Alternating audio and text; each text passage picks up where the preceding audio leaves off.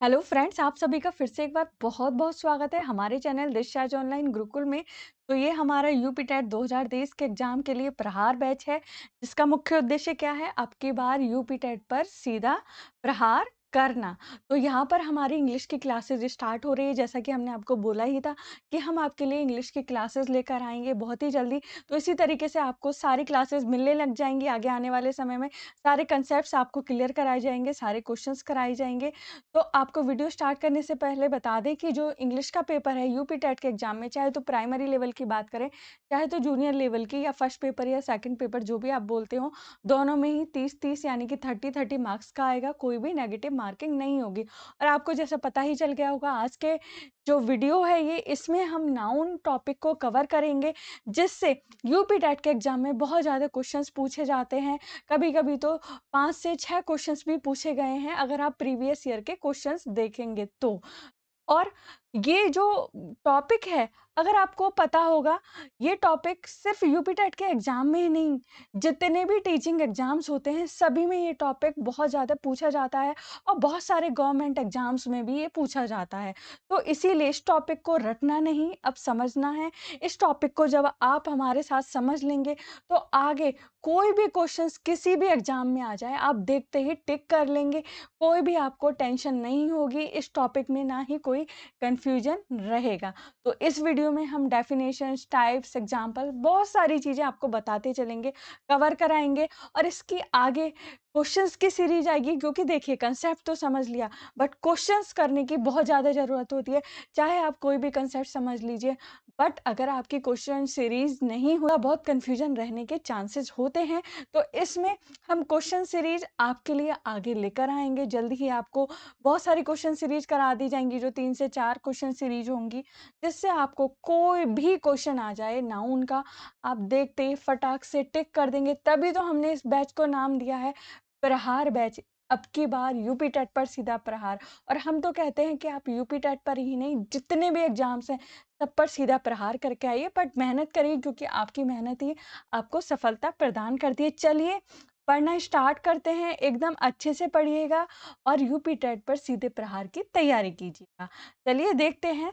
पहले ये देख लीजिए, 8 पार्ट्स ऑफ स्पीच होते हैं इंग्लिश लैंग्वेज में। Noun, pronoun, verb, adjective, adverb, preposition, conjunction and interjection. तो अब देखिए, पहले हम नाउन को कवर कर रहे हैं, क्योंकि नाउन जो है हमारा बहुत ज़्यादा पूछा जाता है। इसमें से सारे के सारे हमारे जो क्वेश्चंस आते हैं पार्ट्स ऑफ स्पीच में, वो नाउन से भी आते हैं, एडवर्ब से भी आते हैं, प्रोनाउन से भी आते हैं, सब चीज़ से आते हैं। सब आपको यहाँ पे कराया जाएगा सिलेबस के अकॉर्डिंग, जो भी एग्ज़ाम्स का सिलेबस है, क्योंकि उसी के अकॉर्डिंग आपको भी पढ़ाई करनी है। ऐसा नहीं है कि आप कुछ भी पढ़ते रहें, कि इंग्लिश के ग्रामर उठाएँ और सारे ही टॉपिक पढ़ डालें, सारी ही चीज़ें पढ़ डालें। उसमें ज़रूरत नहीं है जाने की, सिर्फ़ उतना ही पढ़ना है जितना कि सिलेबस में है। नहीं तो अगर आप ऐसा करेंगे कि कुछ भी पढ़ते चले जाएँगे या सारा कुछ पढ़ने बैठ जाएँगे, तो ऐसा ना हो कहीं आपसे इम्पोर्टेंट टॉपिक्स जो हैं, चीज़ें जो हैं, जो कि एग्ज़ाम्स में आनी है, वो रह जाएँ। तो इस चीज़ का थोड़ा-सा आप ध्यान रखिएगा। चलिए पहले देख लेते हैं कि डेफ़िनेशन क्या है नाउन की। यहाँ पर हम आपको इंग्लिश, हिंदी दोनों में बताते चलेंगे, कि आपको कोई भी चीज़ का कन्फ्यूज़न नहीं होगा। तो the word which denotes the name of a person, place और thing is called the noun. तो नाउन क्या होता है? वह शब्द जो किसी व्यक्ति, स्थान या वस्तु के नाम का बोध कराता है, उसे नाउन या संज्ञा बोला जाता है। ठीक है, ये तो हो गई हमारी इसकी डेफिनेशन। ठीक है? आपको ये सब चीज़ें समझना ज़रूरी क्यों है, ये जान लीजिए, क्योंकि क्वेश्चन सीरीज़ जो होती है, वो इन्हीं रूल्स पे, ये जो अभी अब आप पढ़ेंगे, जब पढ़ेंगे तो आपको समझ आएगा सारा कंसेप्ट, उसी पे बेस्ड होती है। तभी तो आपको बोला गया है कि रटना नहीं, समझना है, क्वेश्चन सीरीज़ करनी है, सिलेबस के अकॉर्डिंग पढ़ना है और यूपी टेट पर क्या, सभी एग्ज़ाम्स पर सीधा प्रहार करके आना है। तो नाउन के देखिए ये जनरल एग्ज़ाम्पल्स क्या होते हैं? देखिए, रोशनदीप, या ये कोई नाम है, बुक है, ये कोई थिंग यानी कि चीज़ है, पेन, पेन भी कोई चीज़ होता है, table, cow, elephant, man, class, team, oil, milk, honesty, childhood. तो ये सब क्या होते हैं? नाउन के एग्ज़ाम्पल्स हैं। अब देखिए आगे पढ़ते हैं, ये सारी चीज़ें आपको धीरे-धीरे सब कुछ क्लियर हो जाएगा इसी वीडियो में। हम आपको बताना चाहेंगे कि अगर आप हमारे स्टडी मटेरियल्स को लेना चाहते हैं, जो कि बिल्कुल फ्री होंगे, आप हमारे टेलीग्राम चैनल को जॉइन कीजिए। ये चैनल का लिंक हमने फर्स्ट कमेंट में पिन कर दिया है, साथ ही साथ हमने व्हाट्सएप ग्रुप का लिंक भी पिन कर दिया है। अगर आप टेलीग्राम यूज़ नहीं करते तो आप वहाँ पर भी आ सकते हैं, उसे भी जॉइन कर सकते हैं। चलिए आगे बढ़ते हैं, देखते हैं कैसे है। और वीडियो अच्छा लगेगा तो लाइक ज़रूर कर दीजिएगा, शेयर कर दीजिएगा दोस्तों के साथ और चैनल को सब्सक्राइब करना ना भूलिएगा अगर आप नए हैं चैनल पर तो। और या फिर आपने चैनल को अभी तक सब्सक्राइब नहीं किया है। देखिए types of noun in Hindi या kinds of noun in Hindi. तो जो हमारे ओल्ड ग्रामर की बात करें, ट्रेडिशनल ग्रामर की बात करें, तो उसके अकॉर्डिंग क्या है, नाउन के 5 टाइप्स होते हैं। जो क्या हैं देखिए, प्रॉपर नाउन यानी कि व्यक्तिवाचक संज्ञा, कॉमन नाउन यानी कि जातिवाचक संज्ञा सॉरी, कलेक्टिव नाउन यानी कि समूहवाचक संज्ञा, मटेरियल नाउन यानी कि द्रव्यवाचक संज्ञा, एब्स्ट्रैक्ट नाउन यानी कि भाववाचक संज्ञा। तो ये एकदम इनके मीनिंग भी हिंदी में आप याद कर लीजिए, जैसे कि अगर आपको कुछ कन्फ्यूजन होगा तो आप एकदम से जल्दी से कर लेंगे चीज़ों को, ठीक है? आगे देखते हैं। एक-एक करके पढ़ते हैं, अब आपके और सारे जो कॉन्सेप्ट्स हैं वो सब क्लियर हो जाएँगे। देखिए प्रॉपर नाउन क्या होता है? व्यक्तिवाचक संज्ञा होता है। तो प्रॉपर नाउन से ही समझ आ रहा है आपको कि भाई किसी वो नाउन जिससे किसी खास व्यक्ति, स्थान या वस्तु के नाम का बोध हो उसे प्रॉपर नाउन कहते हैं। मतलब कोई खास चीज़ का, कोई खास वस्तु के नाम का, जगह के नाम का आपको पता चले तो उसको क्या कहते हैं? प्रॉपर नाउन कहते हैं। इंग्लिश में देख लेते हैं, nouns that are used to name a person, place और thing specifically are called a proper noun.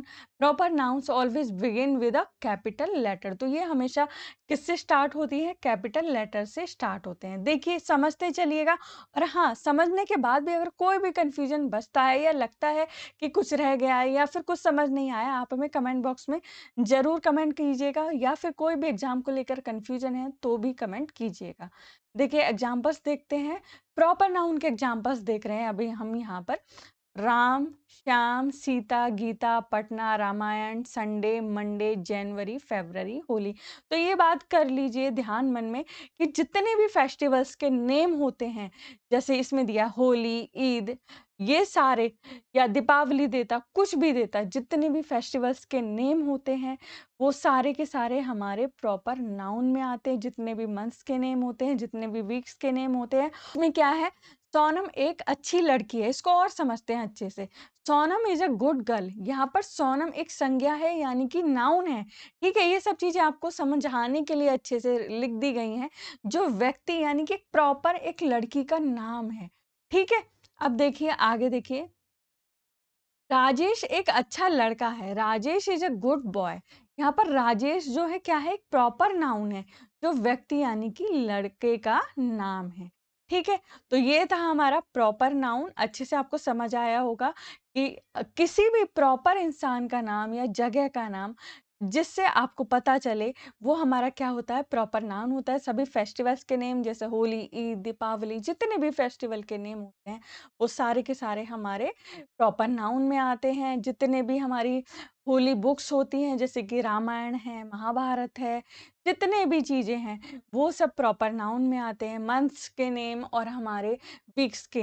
अब देखिए यहाँ पे इम्पोर्टेंट थिंग यहाँ पे समझिए, नोट जो है लिखा हुआ है, तभी प्रॉपर नाउन का फर्स्ट लेटर कैपिटल लेटर में होता है। ये बात भी आपको ध्यान रखने वाली है। जैसे कहीं राम लिखा होगा तो अगर ऐसे लिखा है तो ये सही है, कहीं ऐसे लिख दिया तो वो रॉन्ग है। पटना है, अगर कहीं पे ऐसे लिखा तो रॉन्ग है और यहाँ ये सही लिखा है। तो ये हो गया एकदम प्रॉपर नाउन। आशा करते हैं कि आपको क्लियर हुआ होगा कि व्हाट इज़ प्रॉपर नाउन क्या होता है, आप कैसे उसको करके आएँगे एग्ज़ाम में। कोई भी क्वेश्चन आएगा प्रॉपर नाउन से रिलेटेड आपका अब रहना नहीं चाहिए। फिर भी कोई कन्फ्यूज़न रह गया है तो कमेंट बॉक्स में कमेंट कीजिए, ठीक है? कॉमन नाउन की बात कर लेते हैं। कॉमन नाउन से आप एकदम इनके मीनिंग हमने क्यों लिखे हैं? क्योंकि ऐसा होता है कि जैसे हमारी मदर टंग जो है क्या है? हिंदी है। तो कभी-कभी हम इंग्लिश में कभी कन्फ्यूज़ हो जाते हैं। अगर हमें उसका नाम हिंदी में पता होता है तो हम अच्छे से कर पाते हैं। या फिर कोई-कोई वर्ड ऐसे भी होते हैं कि हमें हिंदी में समझ नहीं आते तो इंग्लिश में हम उनको करते हैं। तो इस चीज़ को आप इस तरीके से समझिए, ठीक है? क्योंकि मेन चीज़ है आपके माइंड में कंसेप्ट को एकदम ऐसा भर देना कि चाहे कोई एग्ज़ाम हो, आप अच्छे से करके आएँ। या फिर किसी को समझाना भी हो, आगे तो आपको ये पढ़ाना भी पड़ेगा, तो आप बच्चों को इतने अच्छे से बढ़ा पाएँ कि वो भी कभी भूले ना अपने आने वाले समय। ठीक है? तो कॉमन नाउन की डेफिनेशन देखते हैं। जो इस प्रकार का नाउन होता है या संज्ञा होती है, किसी प्राणी या व्यक्ति, स्थान या वस्तु की जाति के वर्ग के बारे में बताती है। ठीक है? इसको जातिवाचक संज्ञा बोलते हैं। देखिए कॉमन नाउन क्या होता है इंग्लिश में देखिए अब आप। Common nouns are those nouns that refer to a generic item, group or place.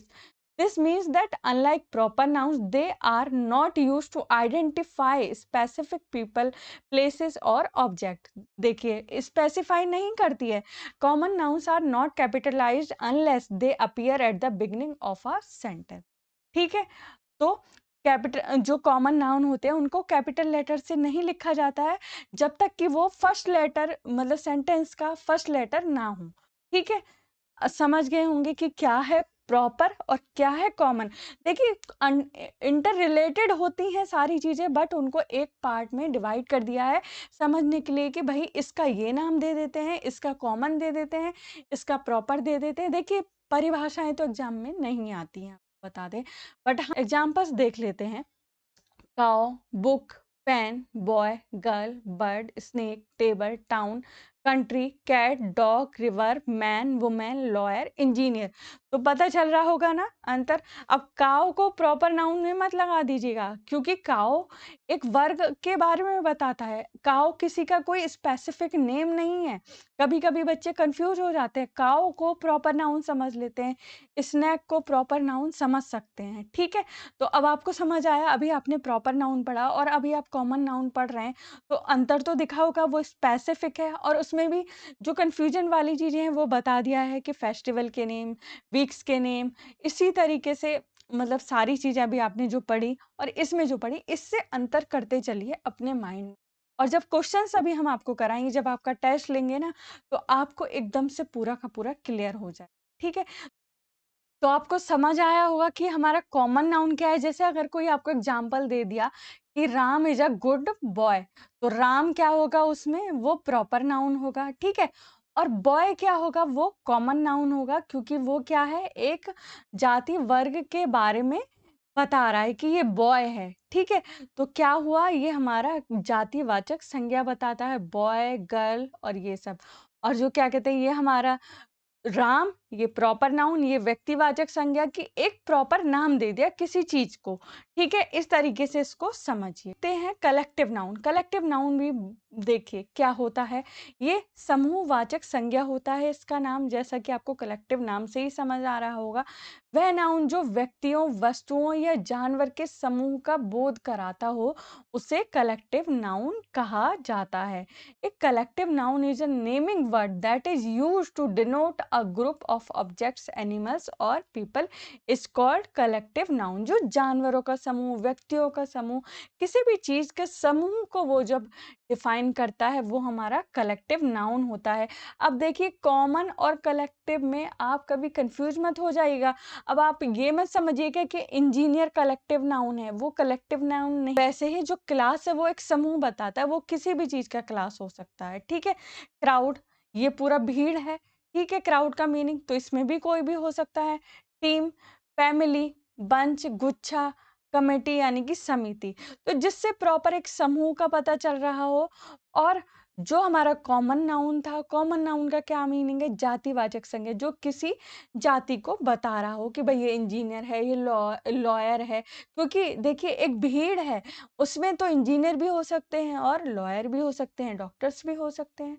तो इस तरीके से थोड़ा सा आप इस चीज को अपने माइंड में कंफ्यूजन मत रखिएगा, इस चीज को इस तरीके से ही समझते चलिएगा। देखिए collective nouns for groups of animals, animal के ग्रुप के लिए देखिए कुछ कलेक्टिव नाउन होते हैं। जैसे लॉयंस का होता है तो उसको बोलते हैं ए प्राइड ऑफ लॉयंस। तो ये चीजें हम आपको कराएंगे, सारे कलेक्टिव नाउन के आपको नोट्स भी दे देंगे, आपको स्टडी मटेरियल्स दे देंगे और ये एक सीरीज में करा देंगे जिससे आपको कंफ्यूजन ना हो। A flock of sheep, sheep का जो समूह होता है उसको क्या बोला जाता है, फ्लॉक ऑफ शीप। बीज का जो समूह होता है, स्वार्म ऑफ बीज। ए हर्ड ऑफ एलिफेंट, एलिफेंट का जो समूह होता है, अ हर्ड ऑफ एलिफेंट। ठीक है? आगे देखते हैं। Collective noun for a group of people, a band of musicians. ठीक है? A board of directors, a killers, a company of actors, ठीक है? तो समझ आ रहा होगा कि भई कलेक्टिव नाउन और कॉमन नाउन में किस तरीके से अंतर होता है। ए पेयर ऑफ शूज़, ठीक है? A chain of mountains, A fleet of ships, a bunch of grapes, ठीक है? तो समझ आ गया कि भई ये कॉमन नाउन से अलग कैसे है कलेक्टिव नाउन, है ना? कॉमन नाउन अलग है और कलेक्टिव नाउन अलग है। जैसे ए बंच ऑफ ग्रेप्स की बात करें तो ग्रेप्स का समूह, मतलब इसमें ग्रेप्स की बात हो रही है, हमारी ग्रेप्स के समूह की, ठीक? इसी तरीके से ए पेयर ऑफ शूज़ की बात हो रही है, तो हमारे शूज़ के पेयर की बात हो रही है, समूह की बात हो रही है अगर देखो तो एक तरीके से, ठीक है? बोर्ड ऑफ डायरेक्टर्स, तो बोर्ड के डायरेक्टर्स की बात हो रही है। ये हमारा कलेक्टिव नाउन जिस तरीके से डिनोट किया जाता है, ये वो चीज़ें हैं, ये भी आपको अच्छे से आनी चाहिए। तो आपको समझ आ रहा होगा कि क्या है कलेक्टिव नाउन, क्या है कॉमन नाउन, ठीक? बिल्कुल उसमें कन्फ्यूज़ होने की ज़रूरत नहीं है कि कलेक्टिव नाउन और कॉमन नाउन क्या होता है। बहुत सारे बच्चे बहुत कन्फ्यूज़ हो जाते हैं। पीपल लोग, बहुत सारे लोगों का समूह होता है। ग्रुप क्या होता है? ए लॉट ऑफ पीपल भी बोल सकते हैं। क्राउड, भीड़, एक स्थान पे बहुत सारे लोगों का समूह होता है, तो group a lot of people, ठीक? आगे देखते हैं। मटेरियल नाउन क्या होता है? द्रव्यवाचक संज्ञा होता है। तो वह नाउन जिसे मापा या तौला जा सकता है किंतु गिनती नहीं किया जा सकता, उसे क्या बोला जाता है? मटेरियल नाउन बोला जाता है। तो material noun, the name used to mention materials और substances which are made up of and can be perceived by our sense are material noun. तो जिसे मापा या तौला जा सके बट गिनती नहीं की जा सकती, उसको मटेरियल नाउन कहते हैं। देखिए, पत्थर बहुत ही मजबूत है, यानी कि the stone is very strong. लकड़ी बहुत ही उपयोगी है, तो would is a very useful item. तो ये यहाँ पर आपको हमारा समझ आ गया मटेरियल नाउन क्या है। वह नाउन जिसे मापा या तोला जा सकता है किंतु गिनती नहीं की जा सकती। देखते हैं क्या क्या है। Wood, gold, iron, stone, rice, ink, sugar, oil, flour, pulse, wool, silver, wheat. तो समझ आ गया, इनको मापा या तोला जा सकता है। एब्स्ट्रैक्ट नाउन की बात करते हैं, जिसका मतलब क्या होता है? भाववाचक संज्ञा। तो एब्स्ट्रैक्ट नाउन की डेफिनेशन क्या है? वह नाउन जिससे अवस्था, गुण या कार्य का बोध होता है, उसे एब्स्ट्रैक्ट नाउन कहते हैं।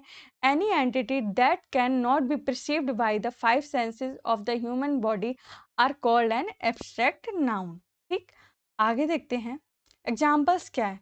Love is a strong emotion, तो ये हमारा क्या है? एब्स्ट्रैक्ट नाउन है। Honesty is the best policy, इसमें ऑनेस्टी हमारा एब्स्ट्रैक्ट नाउन है। It takes a lot of courage to raise your voice and stand up against injustice. तो जो क्या है? इनजस्टिस और करेज क्या है? हमारा एब्स्ट्रैक्ट नाउन है।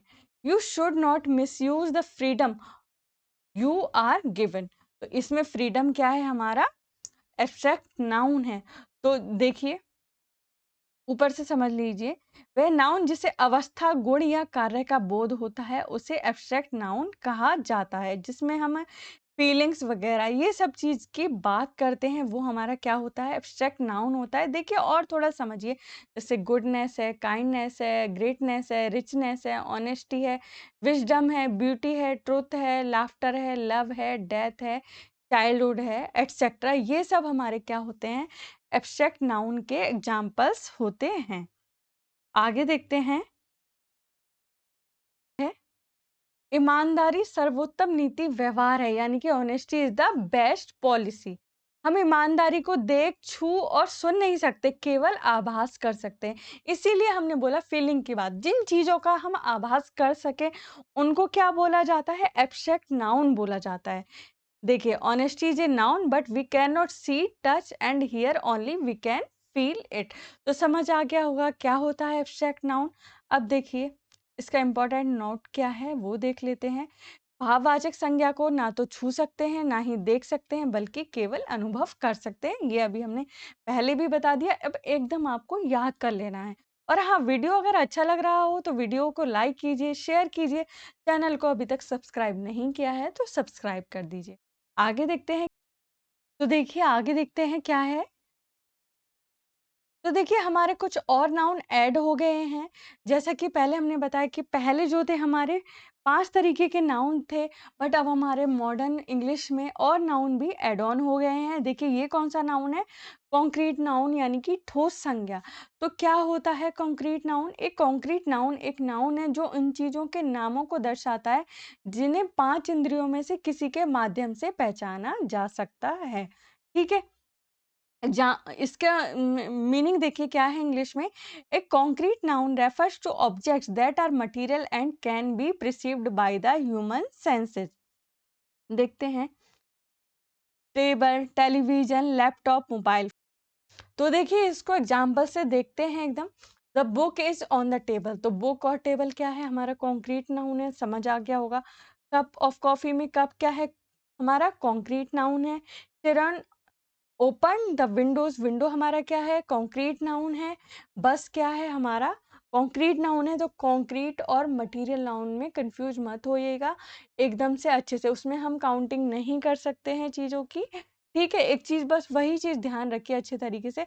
और कॉन्क्रीट नाउन में हम प्रिसीव कर सकते हैं 5 सेंस के थ्रू चीज़ों को। तो ये हमारा कॉन्क्रीट नाउन हो गया। अब देखिए कुछ ये चीज़ भी पूछी जाती हैं। Noun and it's classification. तो नाउन का ये क्लासिफिकेशन देखते हैं क्या है। कभी कभी पूछ लिया जाता है एग्जाम में। There are another 2 classifications of noun which are singular noun and plural noun. तो कभी कभी एग्जाम्स में ये चीज भी पूछी जाती है, तो थोड़ा ध्यान से देखिए। सिंगुलर नाउन क्या होता है? When there is one thing और one person denoted in the phrase, then it is called a singular noun. तो जैसे अगर गर्ल लिख दिया तो वो सिंगुलर नाउन हो गया, बुक लिख दिया तो वो सिंगुलर नाउन हो गया, तो डॉग लिख दिया ये सिंगुलर नाउन हो गया, टेबल हो गया सिंगुलर नाउन। तो क्वेश्चन दो तरीके से आ सकता है, पूछा भी जा सकता है कि सिंगुलर नाउन है, या फिर भाई इसमें मटेरियल नाउन कौन सा है, या फिर इसमें कॉन्क्रीट नाउन कौन सा है। तो ये सारे टाइप आपको पता होना चाहिए, क्योंकि क्वेश्चन तो किसी भी तरीके से पूछा जा सकता है कि भाई सिंगुलर नाउन और प्लूरल नाउन करके भी पूछा जा सकता है, कॉन्क्रीट नाउन और मटेरियल नाउन करके भी पूछा जा सकता है, कैसे भी पूछा जा सकता है आपको क्वेश्चन। तो सारे कंसेप्ट माइंड में एकदम बने हुए होने चाहिए अच्छे से। ऐसे ही प्लूरल नाउन की बात करते हैं। When noun in a phrase denotes more than one person और सब्सटेंस और things, then it is called a plural noun. तो अब वही चीज आ गई मोबाइल। सब देखिए मोबाइल अभी हमने बताया आपको क्या होता है, कॉन्क्रीट नाउन भी होता है, बट अगर मोबाइल से लिख दिया तब भी कॉन्क्रीट नाउन होगा, ऐसा नहीं है। बट हाँ, ये क्या होगा? प्लूरल नाउन भी होगा। ठीक। ऐसे ही बॉयज क्या है? ठीक, ये कॉमन नाउन की बात कर रहे हैं। ऐसे टेबल क्या है? ये भी मटेरियल नाउन का पार्ट है। ऐसे इंजीनियर क्या है? ये हमारा क्या है? ये भी हमारा कॉमन नाउन की बात कर रहे हैं। बहुत ही महत्वपूर्ण होता है, बहुत ही ज़्यादा इम्पोर्टेंट है countable noun and uncountable noun, जो कि हम नेक्स्ट वीडियो में करेंगे। जब आपने ये कर लिया, काउंटेबल नाउन और अनकाउंटेबल नाउन भी इसी में से ही होता है, बट उसका एक अलग से छोटा-सा वीडियो रहेगा जिसमें आपको काउंटेबल और अनकाउंटेबल बिल्कुल दूर हो जाएगा। फिर इसके बाद आपकी क्वेश्चंस की सीरीज रह जाएँगी, टेस्ट रह जाएँगे, फिर आगे और टॉपिक्स करेंगे, ठीक है? तो इसी तरीके से ये आपका नाउन का टॉपिक इस तरीके से ऐसे खत्म हो जाएगा कि कोई भी कन्फ्यूजन नहीं रहेगा, कोई भी क्वेश्चन आ जाए आपके एग्जाम में, आप करके ही आएँगे। तो काउंटेबल नाउन और अनकाउंटेबल नाउन तो आपको बहुत जल्दी, बहुत ईज़िली समझ आ जाएगा जब आप ये सब कर लेंगे। तो ये था हमारा वीडियो, जिसमें हमने पूरा अच्छे तरीके से आपके लिए नाउन को डिस्क्राइब किया, क्योंकि हम तो यहाँ पर चाहे आपको कोई भी टॉपिक 1 नंबर का है, चाहे तो 5 मार्क्स का है या 6 मार्क्स का है, कितने भी मार्क्स का है, हम तो अच्छे से करा कर रहेंगे हैं। प्रहार बैच में, तभी तो इस बैच को प्रहार बैच बोला ही गया है। और आपको भी मेहनत करनी पड़ेगी, अच्छे से पढ़ना पड़ेगा, कुछ भी लगता है तो पूछना ज़रूर पड़ेगा। ऐसा नहीं है मन में लेकर बैठे रहें और कहें कि ये तो हमें आया ही नहीं, तो आपको कन्फ्यूज़न होगा तो ज़रूर पूछना पड़ेगा, क्योंकि इस टॉपिक या जितने भी टॉपिक हैं सभी से क्वेश्चंस आपके एग्ज़ाम में पहले पूछे गए हैं, अब की बार पूछे जाएँगे। तो इसी तरीके से सारे टॉपिक्स को ऐसे कर डालिए, चाहे 1 नंबर आए, चाहे 5 जितने भी मार्क्स का आए, आपका एक भी नंबर छूटे ना और आप सीधे के सीधे प्रहार करके आएँ यूपी टेट के एग्ज़ाम में। तो ये वीडियो आपको हमारा कैसा लगा है, आप हमें कमेंट के माध्यम से बता सकते हैं या फिर आपका कोई कन्फ्यूज़न रह गया है, तो भी आप हमें कमेंट के माध्यम से बता सकते हैं। इससे नेक्स्ट वीडियो में हम काउंटेबल, अनकाउंटेबल नाउन आपको बताएँगे, फिर क्वेश्चंस कराएँगे, आपका पूरा नाउन क्लियर हो जाएगा। ठीक है? तो मिलते हैं आपसे नेक्स्ट वीडियो में, तब तक के लिए आप पढ़ते रहिए, खूब पढ़िए, खूब मेहनत करिए। वीडियो अच्छा लगा है या हमारे चैनल के कंटेंट आपको अच्छे लगते हैं, तो वीडियोज़ को लाइक कीजिए, शेयर कीजिए, चैनल को सब्सक्राइब कीजिए और एक-दूसरे की हेल्प करते रहिए, क्योंकि हमें क्या करना है, एक-दूसरे की हेल्प करनी है, आगे बढ़ते जाना है, अपने टारगेट को अचीव करना है। मिलते हैं आपसे नेक्स्ट वीडियो में। जय हिंद, जय भारत।